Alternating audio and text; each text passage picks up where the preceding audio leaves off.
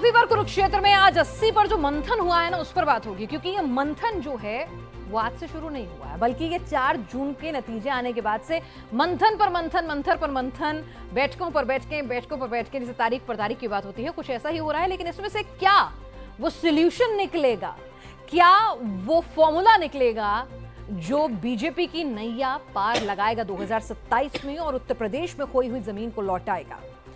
जो बातें बंद लिफाफों से नहीं समझाई पाई गई, आज क्या खुले मंच पर बोलकर सबके दिल मिल गए होंगे।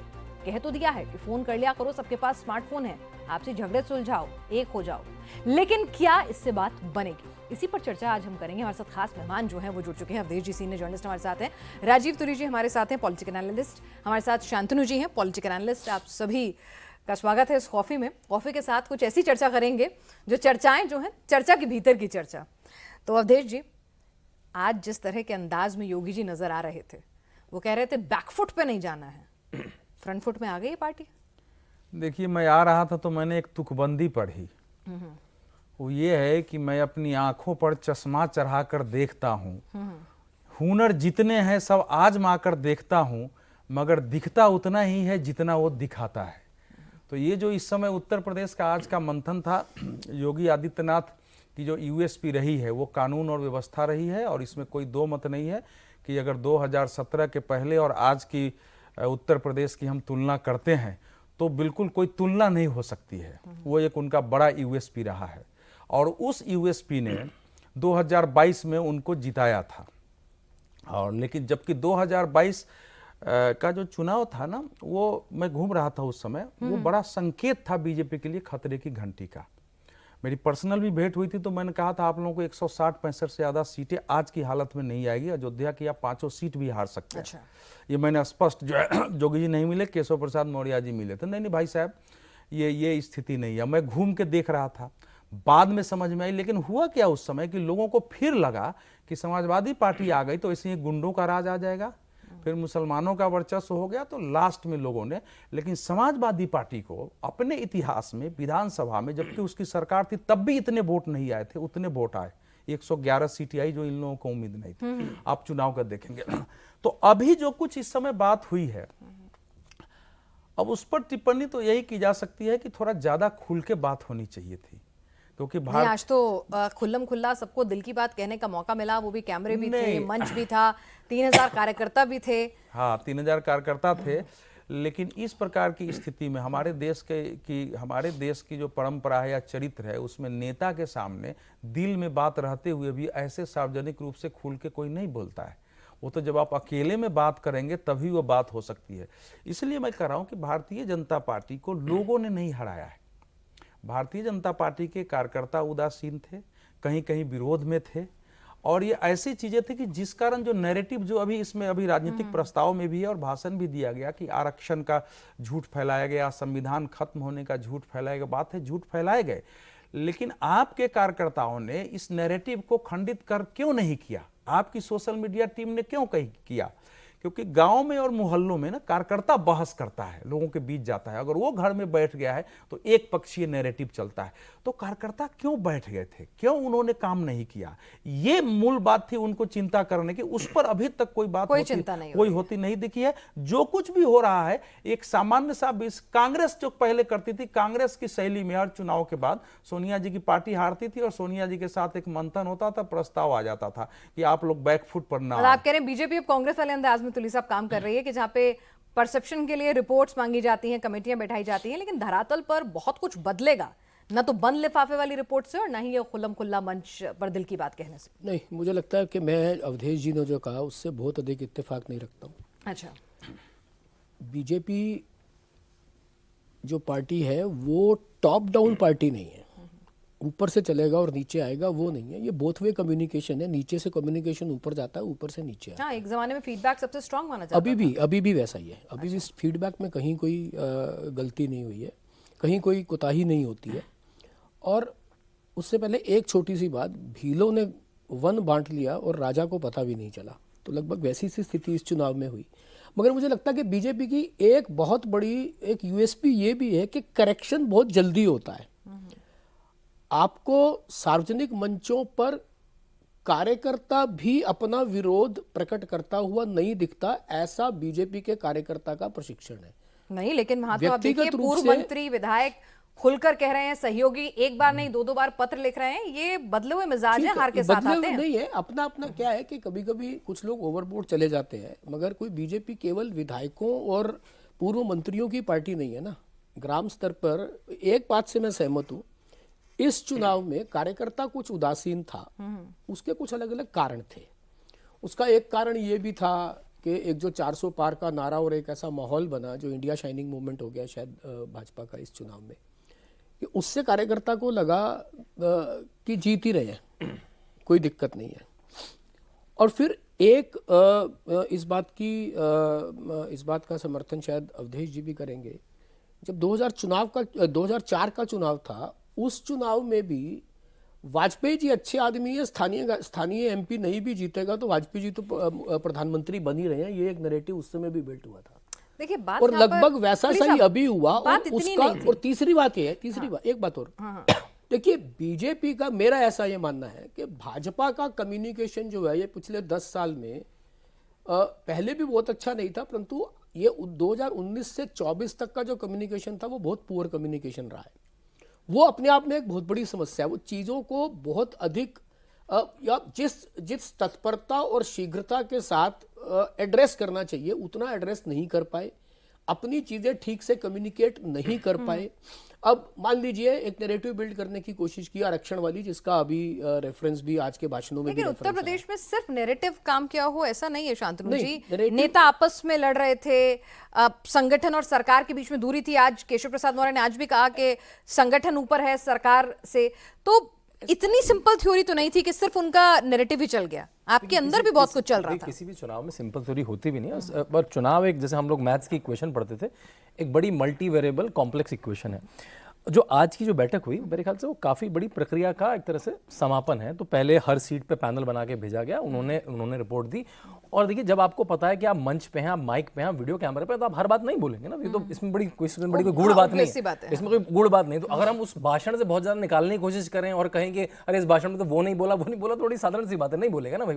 वो तो वही बात बोलेगा जो पब्लिक, जैसे हम बोलते हैं playing to the gallery. Yogi ji बोले कुछ बोल कि आप सबके पास स्मार्टफोन है, आपस में बात कर लिया कीजिए, व्हाट्सएप ग्रुप में मामले सुलझाइए। कुछ तो बातें बोल देंगे, एक इंडिकेशन दे देंगे, लेकिन क्या क्या सीट पे हो, उन जैसे आपने कहा बंद लिफाफों में हर सीट पे क्या हुआ वो रिपोर्ट पहुंच गई। जैसा तोली जी ने कहा कि अच्छी बात है कि भाजपा करेक्शन करने में डरती नहीं है, कोताही नहीं करती है कि नहीं मैं हम क्रेडिट ही लेंगे, हम अगर कुछ गलती होगी तो अपने ऊपर नहीं लेंगे। ये भाजपा की प्रणाली जो अच्छी बात है। तो इस मीटिंग को केवल उतनी तरह से रीड करना चाहिए कि लार्जली कार्यकर्ताओं में क्या मैसेज देना चाहिए और पब्लिकली क्या कहना है, जिससे एक पॉजिटिव माहौल जाए। बाकी जो अंदर की जो बात है वो पार्टी अपने चूल्हे अंदर की बात अंदर कमरों में होगी, वो बंद लिफाफों वाली बातें जो हैं वो बंद कमरों में ही होंगी। इस तरह के मंच से सिर्फ एक परसेप्शन बनाया जाता है। लेकिन अवधेश जी, यहां से क्या कुछ निकला है कि 10 उपचुनाव में कोई जादू की झड़ी इन बैठकों से, इस मंथन से, जैसे कि तुली साहब और शांतनु कह रहे हैं कि बड़ी जल्दी करेक्शन ले लेती है, क्या इतना जल्दी करेक्शन होगा कि 10 उपचुनाव जीत सकें? देखिए, बंद कमरे से आप बीमारी नहीं दूर कर सकते। अगर बीमारी खुले मैदान में है तो बीमारी पर वहाँ बात करनी पड़ती है। मैंने ये भले कह रहे हूँ, मैंने अपने जीवन में बीजेपी को नॉर्मली कोर्स करेक्शन करते कभी देखा नहीं है। अगर नरेंद्र मोदी जी 2014 में नहीं आते तो भाजपा 50 सीट से ऊपर नहीं जाती। वही अपने आप में कोर्स करेक्शन ना सुनिए, वो नरेंद्र मोदी का नाम है कोर्स करेक्शन। नहीं, आप मानेंगे कोर्स करेक्शन जो 2004 के 2009-10 में जब अध्यक्ष बदलने की बात थी, 4 नाम चलते थे ना, जिसको D4 कहते थे, उन चारों में से अध्यक्ष नहीं बना, नया अध्यक्ष बना, वो कोर्स करेक्शन। वो कोर्स करेक्शन है ना। इससे बड़ा कोर्स करेक्शन क्या होगा कि आपने राष्ट्रीय अध्यक्ष उस व्यक्ति को बनाया जो उन 4 प्रोबेबल नामों में नहीं था, जो दिल्ली चलाना चाहते हैं या दिल्ली से पार्टी चलाना चाहते हैं। इस बार का कोर्स करेक्शन क्या रहा वो मैं आपसे पूछूंगी। नहीं, ऐसा है। अब उसको ये कोर्स करेक्शन का वो तो संघ ने एक स्टेप लिया, क्योंकि राजनाथ जी ने उस समय की आधी कथा बता रहे हैं। राजनाथ जी गए संघ कार्यालय, कहा कि मेरे से ये पार्टी अब नहीं चलने वाली, आप लोग लीजिए पार्टी और नए सिरे से संभालिए। वो नौ की ये परिस्थिति थी। फिर वो संघ ने स्टेप इन किया है और अध्यक्ष भेजा है। लेकिन अब उसके बाद तो मैं कुछ कहूंगा नहीं। 2009 का चुनाव हम लोग के बाद के सामने है, तो 2024 में 2004 की देखिए, कोर्स करेक्शन तो तब होता है जब आप खुल के स्वीकार करते हैं। अभी तक अब जो कुछ जो ये कह रहे थे 78 सीटों का सर्वे हुआ है, वहां से चीजें आई, उसमें कुछ बात तो आई होगी, हम लोगों को मालूम है। लेकिन नेशनल एग्जीक्यूटिव में मेरी जितनी जानकारी आई है कि अभी तक उस पर उस ढंग से बात नहीं हुई है जो मैं कर रहा था। लिफाफे खुले नहीं है मतलब। दूसरा कि भाषण में कम से कम जो असंतोष है उस पर नेता को जरूर बोलने चाहिए थे। जोगी जी बोलते, देखिए जोगी जी की इस समय अभी भी मतलब संघ परिवार के बाहर भी एक लोकप्रियता है। इसको जो हिंदुत्ववादी लोग हैं उनके बीच उनकी एक लोकप्रियता है, एक ईमानदार की छवि है और एक कुशल प्रशासक की छवि है कि इनके आने के बाद ही वैसे माफियाओं जिन पर हाथ नहीं डालते थे डाला है, सड़कों पर नमाज नहीं, सब प्लस पॉइंट है। लेकिन जोगी जी के पास भी सच्चाई यही है कि अगर कोई कार्यकर्ता मिलना चाहे तो वो आसानी से नहीं मिल सकता है। और वो मेरे पास अनेक कथाएं हैं कि लोगों ने टेस्ट के लिए चुहा कि हम मिलने की कोशिश करते हैं, कितना टाइम उसको लगा, अंत में मुलाकात नहीं हुई है। तो ये सब चीज़ें जो है उसमें मायने रखती है। अब इनको मैंने पहले भी एक उदाहरण दिया है, मैं बताता हूँ कि कार्यकर्ता क्यों रुष्ट होता है। मैं लखनऊ में था तो मुझसे कुछ लोग आए कि ये कार्यक्रम में आप चलिए। लखनऊ के एक मोहल्ले में मैं गया, वहाँ के मंडल अध्यक्ष जिनके बनाए हुए लोग मतलब विधायक और बने, लोगों ने बताया कि हमारी हालत यह है कि ये सबसे सीनियर हमारे हैं, इनकी पत्नी बीमार पड़ गई, हम लोग चाहते थे कि पीजी और कहीं हमारी उनकी पत्नी की को एडमिट किया जाए, नहीं हुआ, इनके पास पैसे नहीं थे, 1,80,000 का आभूषण बेच करके पत्नी का इनको इलाज करा पाना। ये फैक्ट है, मैं उस आदमी का नाम जानता हूँ, कोई पूछेगा तो मैं खड़ा कर दे सकता हूँ, वो अभी भी एक्टिव है वो। तो ये जो परिस्थिति पूरे बनी थी वहाँ, अब मैं आज सुबह भी उदाहरण दिया हूँ कि अयोध्या में एक बूथ लेवल के कार्यकर्ता ने सुसाइड कर लिया। वो सुसाइड क्यों किया? उसकी जमीन वहां के बदमाश लोगों ने कब्जे कर लिया और वो जब थानेदार के पास गया कि हम भाजपा के कार्यकर्ता हैं, तो थानेदार ने उसी को धक्का दिया। उसने कोशिश की कि ये तो हमारे सम्मान का विषय हो गया, वहाँ के नेताओं ने कोशिश की और अंत में उसका मामला नहीं सूझा, वो सुसाइड कर गया। एक दो उदाहरण है। तो इसीलिए क्या है कि सामने तो प्रशासन दिखता है, लेकिन वही प्रशासन का कैसा व्यवहार रहा है और पार्टी में कार्यकर्ताओं की कैसे सुनवाई नहीं, संवेदनशील नहीं रहा है, ये सबसे बड़ा इस समय विषय। तीसरा क्या होता है कि जो कम्युनिकेशन अगर होता तो इस ढंग से कैंडिडेट का सिलेक्शन नहीं होता। ठीक है, कम्युनिकेशन लोगों को मालूम, तो लोग तो बता रहे थे, आप सोशल मीडिया देखिए कि यहां से इनको टिकट नहीं मिलना चाहिए। तो कम्युनिकेशन में ही तो समस्या आई है, जिसके कारण देखिए स्वीकार अगर नहीं करेंगे। मैंने भी वही कहा कि बीजेपी का जो कम्युनिकेशन है 19 से लेके 24 तक कम्युनिकेशन हमेशा ही पुअर रहा है, 19 से 24 तक ज्यादा खराब रहा है। मैंने उस बात पे मैंने कहा आज इन तमाम आज जो भाषण था, चाहे फिर वो चौधरी जी बोले हो, नड्डा जी बोले हैं, योगी जी बोले हो, क्या आपको लगा कहीं से भी कि हाँ हमसे गलती हुई, हम मान रहे हैं और ये हमारी शॉर्टकमिंग्स रही, खुलकर वो माने? ऐसा उनको लगता नहीं, उनको लगता है कि भाषण में ऐसा है। अभी ना वो एक वेब सीरीज चल रही है बहुत ज्यादा, उसमें एक वो कहता है कि ये बड़े लोगों का ईगो भी बहुत ज्यादा होता है। अब आए धीरे धीरे। तो नहीं, धीरे धीरे नहीं। देखिए ऐसा है, कुछ बातें आप सार्वजनिक रूप से कहते हैं, कुछ बातें आप बंद दरवाजे में कहते हैं। इंटरनल जो मीटिंग्स रहती हैं पार्टी की, पर ये सार्वजनिक स्टेटमेंट कार्यकर्ता तक पहुंचते हैं? नहीं, बिल्कुल हर कार्यकर्ता से फिजिकली मिलना पॉसिबल नहीं है। पॉसिबल नहीं है। मैंने वही कहा कि हर कार्यकर्ता से फिजिकली मिलना पॉसिबल नहीं है। मगर जैसे शांतनु जी बता रहे हैं कि 80 लोकसभाओं पर 80 लिफाफे, तो उन लिफाफों को भी एक बार जरा खुल जाने दीजिए, उस पर एक बार चर्चा हो जाने दीजिए।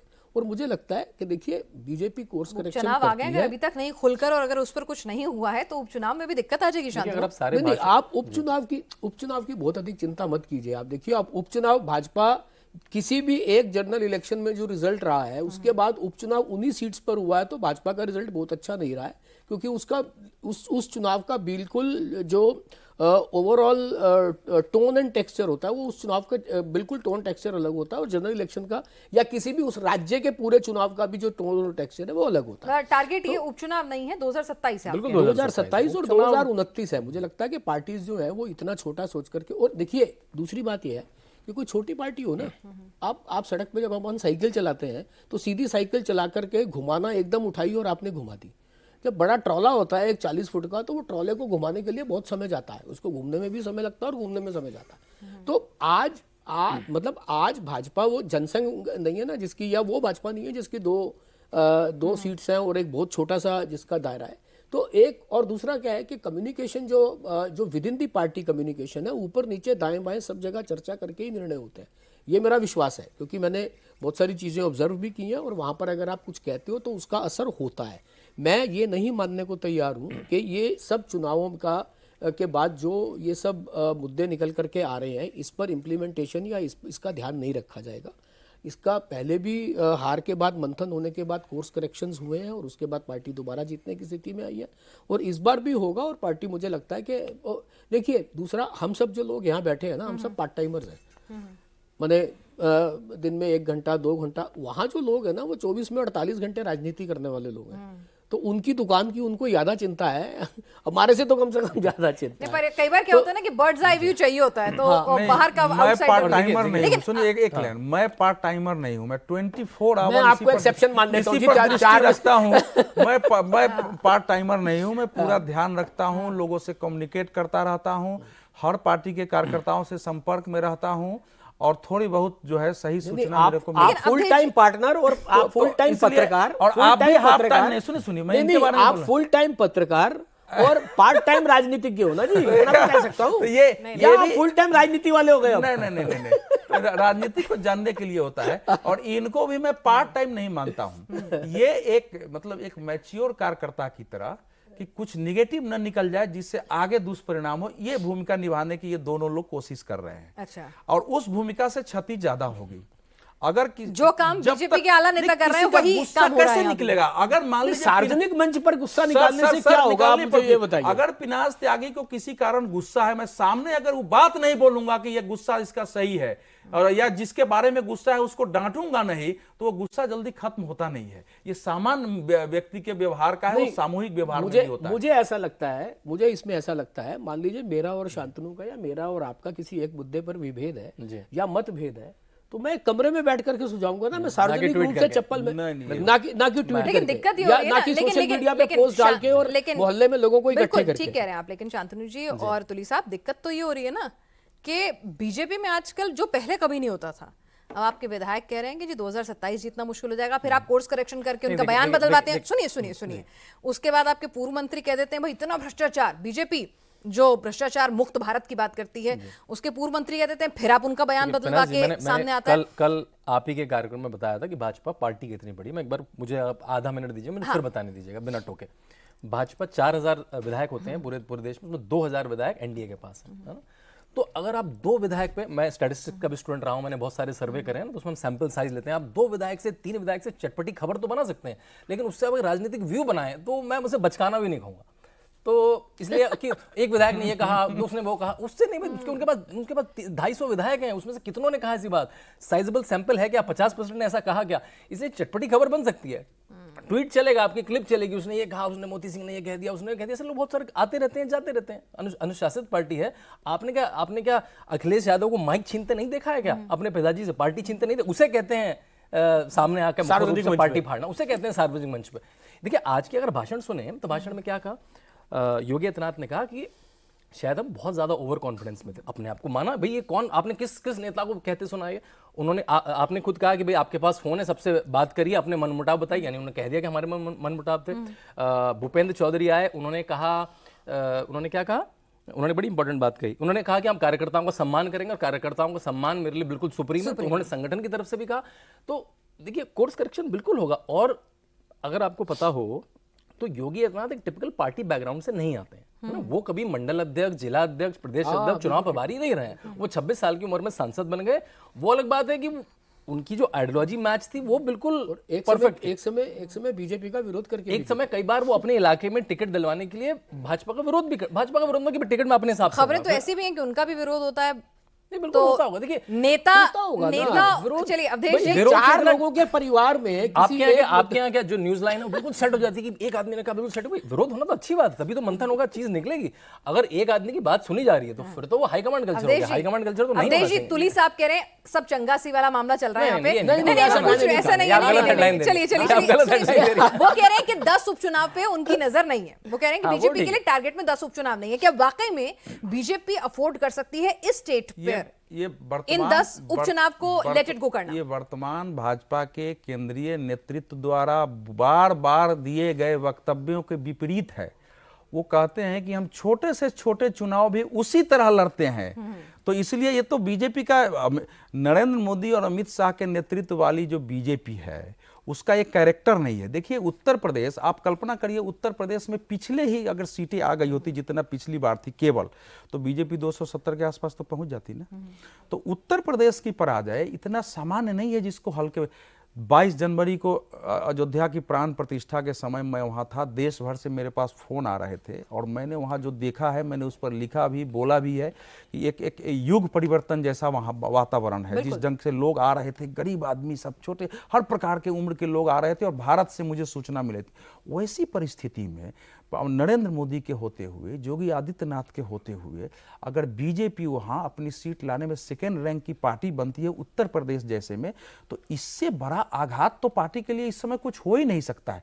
तो इतना बड़ा आघात का छोटा कारण नहीं हो सकता है। हाँ, और जैसे ये बता रहे हैं, मैं तो इन्हीं को कहूँगा, इन दोनों को कहूँगा कि आप एक बार लखनऊ जाइए, अब 25 विधायक के पास चली जाइए, अगर 25 में से 24 ने वो बातें नहीं कही जो मैं कह रहा हूं, तो आप मुझे बताइएगा कि अवधेश जी कैसे। को मंच पे आके बोलने सुनिए से ना अगर पूरी समाधान बात निकल जाता है तो मेरे ख्याल सर से ऐसा है, मैं उससे मंच पर कुछ बातें नहीं बोली जाती है, लेकिन अगर मंच से आप ये संकेत नहीं देंगे कि हमारे चुनाव में कार्यकर्ताओं को नाराजगी थी, कुछ असंतोष था, लेकिन ये सब तो बोला गया ना अवधेश जी। भूपेंद्र चौधरी ने दूसरा बोला। नहीं अवधेश जी, अगर योगी आदित्यनाथ कहते हैं कि भाई अगर मनमुटाव, आप सबके पास स्मार्टफोन है, कोई दिक्कत है बात कर लीजिए, व्हाट्सएप ग्रुप में सुलझाइए। नहीं करता नहीं है, लेकिन एक तरह से अब अपना सीधा सीधा तो नहीं कहेंगे ना कि हमारे लोगों में लड़ाई चल रही है। तो वो जो है उसका तो मैं अभी उस पर नेताओं पर तो मैं जा ही नहीं रहा हूँ। मैं तो ये कह रहा हूं कि देखिए नेताओं के मतभेद जो होते हैं ना, वो जनता तक उसमें उससे चुनाव बहुत कम प्रभावित होता है। मेरा अपना लेकिन बालियान जी ने कहा मैं क्यों हारा पता होगा। ना मालियान, वो तो उनका कारण है ना, उनका कारण है। मुझे बिजनौर से एक राष्ट्रीय लोक दल के कार्यकर्ता जो बीजेपी का ही था, सिंपैथाइजर है, उसने मुझे फोन किया कि भाई साहब अजीब चुनाव है, बीजेपी के लोग तो अपने पड़ोसी को वोट डालने के लिए नहीं कर रहे हैं, हो क्या रहा है? अच्छा, वो झूठ तो बताया नहीं होगा। तो ये जो सिचुएशन पैदा हुई थी वो क्यों पैदा होती? कार्यकर्ताओं में अगर आप वो उत्साह नहीं पैदा करते हैं कि हमको हर हाल में जीतना ही है, जो जीतने का, जिसको कि किलिंग इंस्टिंक्ट बोलते हैं, अयोध्या के होने के बावजूद, योगी जी के रहने के बावजूद, अगर ये इंस्टिंक्ट मोदी जी के रहने के बावजूद, सबसे बड़ी बात देखिए, इस बार दुनिया में भारत एकमात्र देश इस बार बना है शायद, जिसमें पाकिस्तान जैसे देश में भारत विरोधी आतंकवादी वांछित घर में छिपे हुए हैं और हर एक 15 दिन पर हम लोग सुनते हैं कि 4 आदमी गाड़ी से आता है, उसको बाहर निकालता है, उठा के ले जाता है, 1-2 किलोमीटर बाद गोली मार देता है। बड़े बड़े आतंकवादी जो हमारे वांछित लिस्ट में है और पता नहीं चल रहा है। ये कभी भारत में हुआ था? ये इतना बड़ा मुद्दा था, सरकार नहीं बोल सकती थी कि पूरे देश में एक उत्साह का वातावरण कि नहीं दिया तो 24 को तो हमने मार गिराया। कनाडा का प्रधानमंत्री कह रहा है कि भारत ने जो है हत्या करवाई है और 2 दिन बाद उसके संसद से 3 किलोमीटर के अंदर एक आतंकवादी को लोग उड़ा दे रहा है। तो ये ऐसा भारत तो कभी दिखा नहीं था। ये सब चीजें रहते हुए अगर पराजय हो रही है तो ये तो बहुत सामान्य स्थिति नहीं है ये। इसलिए मैं कह रहा हूं कि इसको थोड़ा, ये जिस ढंग से अभी ये हुआ है, मतलब जो मैं देखा हूं, मुझे मतलब निराशा हुई और मुझे उम्मीद थी कि यही होगा, क्योंकि मैंने अपने जीवन में भारतीय जनता पार्टी को कोर्स करेक्शन करते हुए नहीं देखा है। कोर्स करेक्शन 2018 में बोलेंगे कि मध्य प्रदेश छत्तीसगढ़ हार गई थी, लेकिन उसके बाद जो पुलवामा के हमले थे और उसमें जो बीजेपी ने अपना काम किया है, उससे एक पूरा माहौल बदला था। या फिर जम्मू कश्मीर में आपने उससे समर्थन वापसी लेकर के फिर जो काम किया, उससे इनके समर्थकों में व्यापक उत्साह आ गया था। और उस समय तो सरसंघ चालक जी को भी बोलना पड़ा था। आपको ध्यान होना चाहिए कि अयोध्या में मंदिर वो भी विजयादशमी के उद्बोधन में कि अब क्यों नहीं मंदिर बन रहा है, हमारी सरकार है, अब तो जो है चाहे जैसे भी हो। तो यानी आप कहीं ना कहीं आपको लगता है कि सोल्यूशन जो है बंद लिफाफों में रिपोर्ट गई, खुले मंच पर गई, बैठकों का मंथन चला, लेकिन अभी तक सोल्यूशन जो है उसको क्रैक नहीं कर पाए। तुली साहब, यहां पर आज जब चौधरी जी बोल रहे थे, जब प्रदेश अध्यक्ष, जब तो उन्होंने कहा कि भाई कांग्रेस भस्मासुर है, ये दोनों साथ होंगे अखिलेश बर्बाद हो जाएंगे। अरे भाई आपके लिए तो अच्छा है अखिलेश बर्बाद हो जाएंगे, आप क्यों इतने बैकफुट पर नजर आ रहे हैं? मतलब कि भाई आपको क्या दिक्कत है? आपका दुश्मन अगर बर्बाद हो रहा है किसी का साथ लेके, आपको तो खुश होना चाहिए, आप क्यों उनको आगाह कर रहे हैं? ये तो कहीं ना कहीं सवाल आप पे उठ जाता है। मैं पहले दोबारा से फिर कोर्स करेक्शन वाले मुद्दे पे आता हूँ।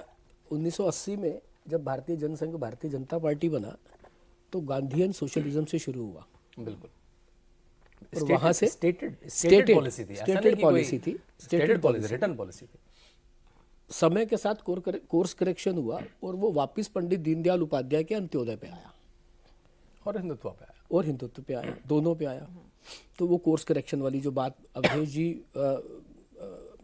अब मुझे पता है बाहर जाके मेरे को डांटेंगे, यार तुमने 2 बार मेरी बात का। नहीं हमारे देखिए कॉफी मेरी मित्रता, अरे नहीं, अरे कॉफी मेरी के मंच पर मित्रता सारी ऐसी बातें है, खुलकर होनी चाहिए। मेरी मित्रता ऐसी है कि उनका अधिकार है, वो बाहर जाके मेरे को डांट सकते हैं कि यार तुमने क्या, यार तुम 2 बारी मेरी बात को। तो कोर्स करेक्शन ऐसा नहीं है, देखिए बहुत बड़ा संगठन है, कोर्स करेक्शन नहीं होता तो इस स्थिति में नहीं होता जिस स्थिति में आज है, या जिस स्थिति में 2014 में था, 17 में था, 19 में था, 22 में था, ऐसी स्थिति नहीं बनती।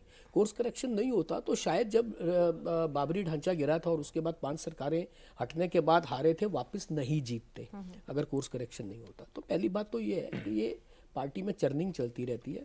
अब राजनीति में लोग राजनीति करने ही जाते हैं, समाज सेवा करने वाले बहुत कम लोग होते हैं। तो जो राजनीति करने जाते हैं वो राजनीति नहीं करेंगे तो उनका वहाँ सर्वाइवल नहीं है। इसलिए संघ को कई बार जैसे उन्होंने कहा कि उस समय मोहन भागवत जी ने इंटरफेयर किया, उन्होंने स्टेटमेंट दिया और वो सब, तो वो स्थिति तो आज भी हो सकती है ना। कोर्स करेक्शन अगर बीजेपी विद इन नहीं करेगी तो ये बाहर से मतलब ये सब करवाया जा सकता है, ऐसा नहीं है कि कोर्स करेक्शन नहीं करती है। दूसरा जो अब आपने बात कही, देखिए जब आप राजनीति कर रहे हैं ना तो आपको अपना घर इकट्ठा करना और सामने वाले को बांटना, ये भी आपका एक बहुत बड़ा काम है ना। तो दोनों में अविश्वास पैदा करना भी तो एक जो मतलब किसी भी तीसरे दल का एक ये काम तो है ही है ना। जो जिसको लगता है कि ये मुझे इफेक्ट कर सकते हैं या इफेक्ट किया है अभी, और किया भी है, बिल्कुल किया है। और तो उसमें उनका काम भी तो ये है कि इनमें विभेद पैदा करें, तो उसके लिए ऐसी स्टेटमेंट्स आती रहती है, कोई बहुत ज़्यादा कोई उसमें देखने सोचने वाला नहीं है। दूसरा मैं आपको एक बात और भाई साहब ने अभी बिजनौर वाली भी बात की, आपने संजीव बालियान जी का भी नाम लिया। मेरी कुछ दिन पहले संजीव बालियान जी से बात हुई थी। वो एक ऐसा व्यक्ति है मैं जिनसे शायद प्रैक्टिकली फिजिकली आज तक एक ही बार मिला हूँ और उससे अधिक मिला नहीं हूँ, परंतु मुझे उनके हारने का दुख है क्योंकि वो भला आदमी है, वो आदमी भला है, मतलब वो राजनीति में अपने क्षेत्र में भला आदमी है। तो उन्होंने एक बहुत बढ़िया बात बोली, उन्होंने बोला यार देखो जिस जो मेरी लोकसभा है ना उसमें लगभग 40% के करीब मुस्लिम वोटर हैं और कोई एक जाति भी पश्चिमी उत्तर प्रदेश में इधर से इधर आती है तो वो पूरे का पूरा रिजल्ट जो है वो उसको चेंज कर देती है। तो एक ये भी उत्तर प्रदेश की एक बहुत बड़ी सच्चाई है। फिर दूसरा जितनी बड़ी वोटिंग और कंसोलिडेटेड वोटिंग मुस्लिम समाज ने इस चुनाव में की है। अब दिल्ली का उदाहरण लीजिए। लेकिन बालियान जी का आपने आधी बात बताई है, बाकी बहुत कुछ उन्होंने और बाकी भी बोला ठीक है, वो सार्वजनिक रूप से, मतलब वो भी सार्वजनिक है, वो सार्वजनिक बोला है उसमें, उन्होंने छुपाया नहीं। ऐसा नहीं है तो कि उसका अर्थ वही है ना, उनका दर्द था भाई, उसका दर्द था ना कि भाई एक नहीं दर्द तो उनका संगीत सोम भी थे हुआ, संगीत सोम के कारण से भी हुआ या कुछ भी जो उनका अपना दर्द है। दूसरा आप दिल्ली का उदाहरण लीजिए, ये जो उत्तर पूर्वी दिल्ली का चुनाव हुआ मनोज तिवारी वाली सीट का, तीसरी बार चुनाव लड़ रहे थे। कन्हैया कुमार का टिकट 15 दिन पहले डिक्लेयर हुआ है और विनिंग मार्जिन केवल 1,30,000 1,40,000 वोट का रहा वहां इतनी बड़ी सीट पर। और वो भी शायद बुराड़ी जो उधर आखिर के जो जाकर के मशीनें खुली हैं वहां जाकर के चुनाव जीतने की स्थिति में आए हैं। शुरू का जो यहाँ का था ये जो सारा वो कट्टू कट था, बाबरपुर और ये सारा जो बाबरपुर दयालबाग ये चांदबाग ये जो सारा दयालपुर चांदबाग ये वाला जो एरिया था, तो एक ये भी बहुत बड़ा फैक्टर आज उत्तर प्रदेश में ये है। 19% 20% की जो शायद इतनी ही मुस्लिम पॉपुलेशन वोटर, और वो 100% वोट करती है, 98%, 80%, 85%, 90%। नहीं मुझे बताइए वो कौन सा दौर था जब बीजेपी के साथ मुस्लिम वोटर था? मगर कंसोलिडेटेड बीजेपी के खिलाफ इतना कंसोलिडेटेड यूपी में पहली बार हुआ है। एसपी बसपा इधर वोट कटता था, बसपा वोट काटती थी, एसपी काटती थी। जब सपा बसपा साथ लड़ी पिछली बार तब नहीं मिला इतना, तब कांग्रेस को चला गया कुछ, तब किसी इंडिपेंडेंट कैंडिडेट को चला गया। तो एक वो जो पोलराइजेशन हुआ है उसके अगेंस्ट जो वो कंसोलिडेशन हर बार हिंदू वोट का होता था वो शायद इस बार नहीं। मैं इस पर एक बात कहना चाहूंगा जी। ये जो उन्होंने कहा ना ये बड़ी इंपॉर्टेंट बात है कि ये हमें मानना पड़ेगा कि उत्तर प्रदेश में सरकारें पहले भी बनाई हैं योगी से पहले, लेकिन उत्तर प्रदेश आसान प्रदेश नहीं है भाजपा के लिए। हम अयोध्या की सीट की बात करते हैं, 2004 और 2009 में भाजपा के पास नहीं थी फैजाबाद की सीट। हमें ऐसा लगता है 14 और 19 के बाद हम सब भूल गए कि भाजपा का है, बड़े आराम से भाजपा जीत जाती है। नहीं ये तो भूलवाने के लिए मजबूर किया है ना हमें, 400 पार अब की बात। हम विश्लेषण कर रहे हैं ना, यहाँ पर हेडलाइंस नहीं बना रहे हैं, विश्लेषण कर रहे हैं। तो उत्तर प्रदेश में जो हमने कहा कि हर सीट पे ऐसी बहुत सारी सीट है जिसमें 20%, 25%, 35%, 40% मुसलमान है, वहां पे आपकी एक जाति किसकी, जो बड़ी मुश्किल से अमित शाह ने 2014 में समीकरण बनवाई कि छोटी छोटी जातियों को अपने साथ कैसे जोड़ा जाए, उनको कैसे निवेश करा जाए। तो वहां पे छोटी, जहां, इसलिए आप जैसे कहते हैं ना, कभी ऑस्ट्रेलिया के साथ मैच खेल रहे हो तो यू कांट गो रॉन्ग, आपको बैटिंग भी अच्छी करनी है, आपको बॉलिंग भी अच्छी करनी है, आपको फील्डिंग भी अच्छी करनी है और होप करना है कि अंपायरिंग में ठीक हो। तो यही अगर भाजपा का छोटा सा भी कुछ खराब हो गया, हमने तो बहुत सारी चीजें देख ली, आपस में मनमुटाव था, शायद नेताओं में कुछ झगड़े थे, कार्यकर्ता उदासीन था, तो आप चुनाव जीतने की सोच भी नहीं सकते उत्तर प्रदेश। हमें उत्तर प्रदेश को वैसे देखना पड़ेगा। हमने मान लिया कि यहाँ तो नरेंद्र मोदी है, यहाँ तो योगी आदित्यनाथ है, यहाँ तो अयोध्या है, यहाँ तो काशी है, तो मेरे ख्याल से जो ओवर कॉन्फिडेंस था, योगी आदित्यनाथ ने कहा कि ओवर कॉन्फिडेंस था, वो भाजपा को उत्तर प्रदेश में तो कभी भी नहीं करना चाहिए, क्योंकि वहां पे उनके अगेंस्ट में बिल्कुल, देखिए अखिलेश यादव तो 25-30 पे शुरू करते हैं हर सीट पे, और भाजपा को हर बार 0 से, उसके साथ हर फूफा है, कभी ब्राह्मण नाराज है, कभी ठाकुर नाराज है, कभी बंदिया, कोई भी नाराज हो सकता है उससे, लेकिन मुसलमान कभी नाराज नहीं होगा, वो वोट देगा एक पार्टी को, उसको भाजपा को जो हराएगा देगा। इस बात को उत्तर प्रदेश में और ज्यादा कॉग्निजेंस लेना पड़ेगा कि आप एक जाति के को भी छोड़ नहीं सकते। चलिए, तो इसको कहीं ना कहीं अखिलेश की तारीफ करनी होगी कि पीडीए से वो जो फॉर्मूला डिराइव करने में कामयाब हुए थे, भाजपा उसका क्या तोड़ नहीं निकाल पाई, और क्या जो जीता है उसकी सब तारीफें हैं, जो हारा उसकी सब कमियां हैं। तो ये तो भाई 4 जून से मंथन चल रहा है आपके यहाँ, तो मतलब बीजेपी के यहाँ भी 4 जून से मंथन चल रहा है, तो इसी बात पे चल रहा है ना कि ये सब लोग पीछे लौट के जा रहे हैं। 2014 से भारत की राजनीति के टर्मिनोलॉजी, देखने का नजरिया, जनता की सोच, ये बदला हुआ भारत है। हमको उसमें विचार करना है कि 2014 से जो भारत बदला है, यानी विकास, लॉ एंड ऑर्डर की बजाय हम जनता की सोच भी जाति बदली पर आ है। गए फिर से। नरेंद्र मोदी जी के आने के बाद उत्तर प्रदेश में और अन्य जगहों भी लोगों ने जातीय सीमाओं को तोड़ के वोट दिया था। बिल्कुल। और उसमें यादव भी शामिल थे, मैं इसका गवाह हूं। बिहार तक में लोग वोट दिए थे। अगर वो फिर से लौट के जाति पर आ रहे हैं इतने हिंदुत्व का, और काम भी हुआ है सरकार में, ये तो नहीं कर सकते, क्योंकि आजाद स्वतंत्र भारत के इतिहास में जितना काम नरेंद्र मोदी की सरकार ने किया है, ये तो अद्भुत है। इतना काम कभी हुआ नहीं। भारत जिस ढंग से दुनिया में अपनी पहचान के साथ खड़ा हुआ है, और 1000 वर्षों बाद यहाँ का हिंदू समाज जो है सिर उठा के बहुत सारी बातें कर रहा है जो कभी नहीं कहता है। तो ये जो बदला हुआ भारत है, उसमें हमारे दो मित्र ये बता रहे हैं कि पहले की तरह जाति का परसेंटेज देखो, वो सब चीजें बदल देखना पड़ेगा। एक सेकंड, नहीं तो आंख पे पट्टी लगा के बैठे। नहीं, सुनिए, आंख पर पट्टी की बात नहीं होती है। इशू अगर आप नहीं बनाते हैं, सवाल तो यह है कि इस बार बीजेपी अयोध्या का इशू क्यों नहीं बना सकी। क्या उत्तर प्रदेश में जाने पर बीजेपी के नेता कहीं अयोध्या पर भाषण दे रहे थे? क्या नेताओं के भाषण में अयोध्या था? कहीं अयोध्या मुद्दे से क्यों बाहर हो गया? सवाल ये तो खैर बहुत गहराई से देखने की जरूरत है कि बीजेपी इस समय जिस रोग से ग्रस्त हुई है, इतनी संख्या में बाहर के लोगों को पार्टी में आपने लिया है। जब आप बाहर के लोगों को आज शाम को लाते हैं और सुबह राज्यसभा दे देते हैं, तो महाराष्ट्र की घटना होती है, उसका प्रभाव उत्तर प्रदेश से लेकर देश में पड़ता है लोगों के अंदर।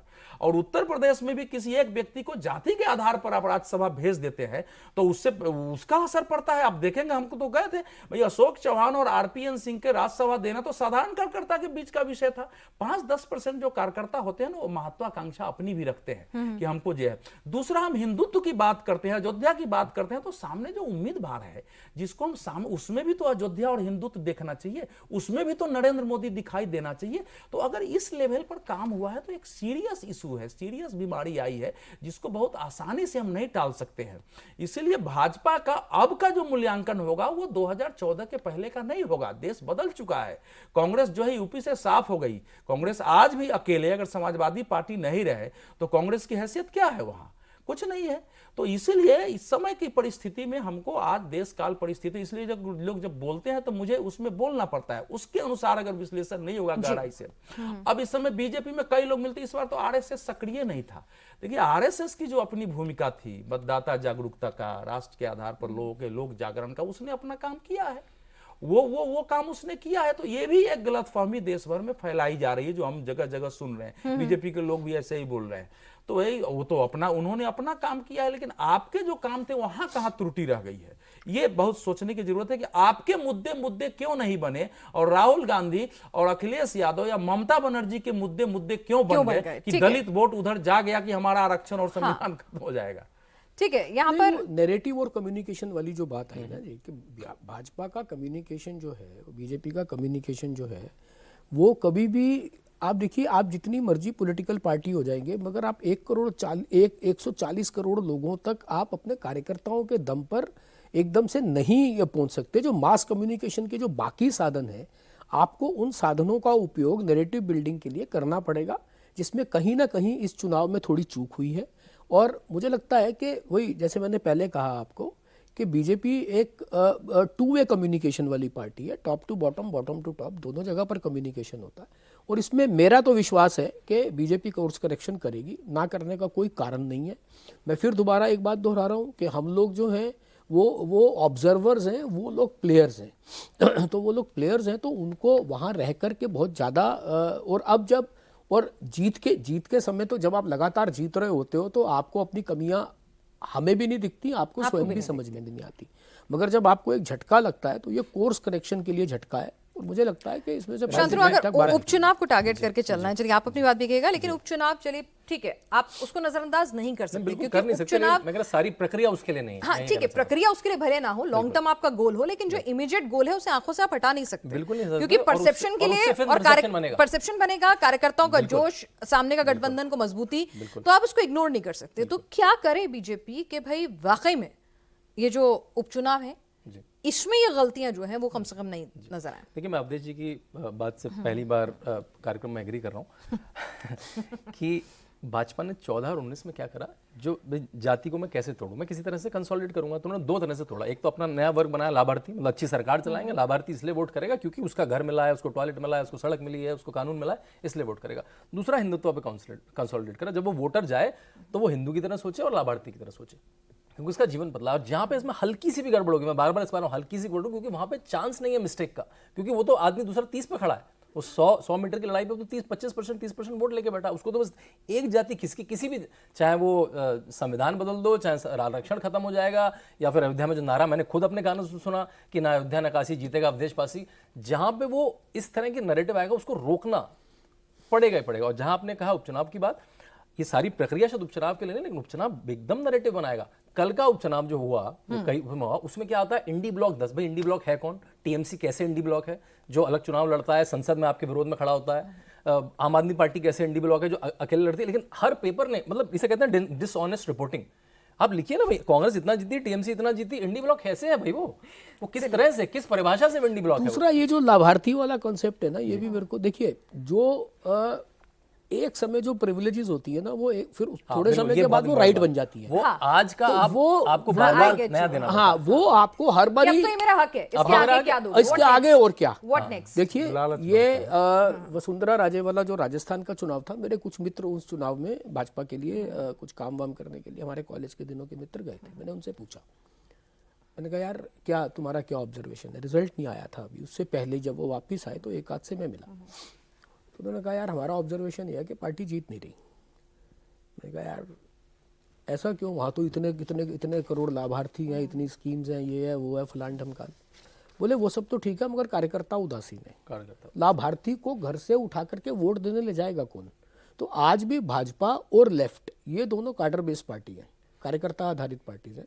ये जब तक इनका कार्यकर्ता इनके वोटर को मोबिलाइज नहीं करता, इनका वोटर घर से निकल के क्लोजिंग रिमार्क आपसे, तो ये इस कारण से ये लाभार्थी वाला जो कॉन्सेप्ट है, ठीक है, लाभार्थी वाला तो समझ में आता है कि वो हक बन चुका है, बहुत लंबा स्ट्रेच नहीं हो गया। लाभार्थी वाला मुद्दा पिछले साल तक हेल्प करा था, लेकिन कार्यकर्ता की बात पर ये भी अग्री कर रहे हैं, ये भी अग्री कर रहे हैं।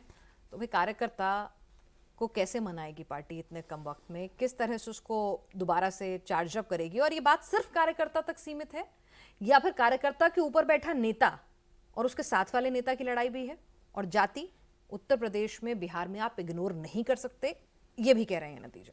नहीं, जब बड़े मुद्दे उठते हैं ना, तो मैंने जातियों को, जाति कारक को कमजोर होते देखा है, खासकर हिंदुत्व पर। मैं निकट से जाके देखा हूँ, ये मेरा अपना अनुभव है, ये आज जो लोग भी कहें। देखिए, ऐसा है कि कोर्स करेक्शन करे तो मुझे प्रसन्नता होगी। कोर्स करेक्शन कहते किसको है, इस पर हम लोग कभी बात करेंगे, वही बात नहीं हुई जिसके कारण ये दिक्कत आ रही है कि हम किसको कोर्स करेक्शन कहते हैं। देखिए, इस समय सबसे पहली आवश्यकता यह है कि एक भी राष्ट्रीय नेता खड़ा होकर के बोले कि कार्यकर्ताओं की जहां भी अनदेखी हुई है प्रशासन से, नेता से, हम उस पर ध्यान रख रहे हैं। आगे से हमारे कार्यकर्ता ही हमारी ताकत है, ये कोई बोलने के लिए तैयार नहीं है। बीजेपी के ज्यादातर वर्कर जो होते हैं भावुक होते हैं। हाँ, वो मतलब ये नहीं कि जा करके थोड़ा, इस बार तो दूसरे को भी थोड़ा बहुत वोट दिए, तो उसको बनाना आसान है, लेकिन ऐसे नहीं होगा। और सरकार का कैरेक्टर बदलना पड़ेगा। कैरेक्टर बदलने का है कि देखिए किस चीज पर समस्या आती है। हेल्थ पर समस्या आती है, लोगों को नहीं होता है। एडमिशन में समस्या आती है, पुलिस से समस्या आती है, और छोटे मोटे बिजली वगैरह के जो काम होते हैं, 4-5 कामों से ज्यादा असंतोष होता है। मैं स्वयं स्वीकार नहीं करेंगे, मैं नाम नहीं लूंगा, मैं स्वयं उत्तर प्रदेश में जाके वहां के एक बड़े नेता को कहा कि इसके लिए 2-2 आदमी आप बीजेपी ऑफिस में बैठाइए, उनका नंबर दे दीजिए, इससे ज्यादा असंतोष बढ़ रहा है जगह जगह। तो ऐसे कुछ करेंगे तो उसको कोर्स करेक्शन कहते हैं। और मेन जो उनका विचार है कि हिंदुत्व को, अयोध्या को, बाकी चीजें जो उसको प्लैंक पर लाए। हाँ, आरक्षण और जाति में बीजेपी फंसेगी तो इसी ढंग से वो चुनाव से नहीं निकल पाएगी, जो कि आज के प्रस्ताव में फिर है वो। चलिए, फिर है वो, फिर है, हाँ बिल्कुल, फिर है वो, बोल्ड फिर है उसमें फंसने की संभावना हो गई। चलिए, तो कॉफी पर कुरुक्षेत्र में हमने कोशिश की है कि जो 80 पर मंथन पार्टी के भीतर चल रहा है, लिफाफों में, रिपोर्ट्स में, मंच पर, उसे अपनी इस कॉफी के साथ भी करें। तो उम्मीद है दर्शकों को कुछ इस मंथन से कुछ निकलेगा, फिगर आउट करेंगे वो।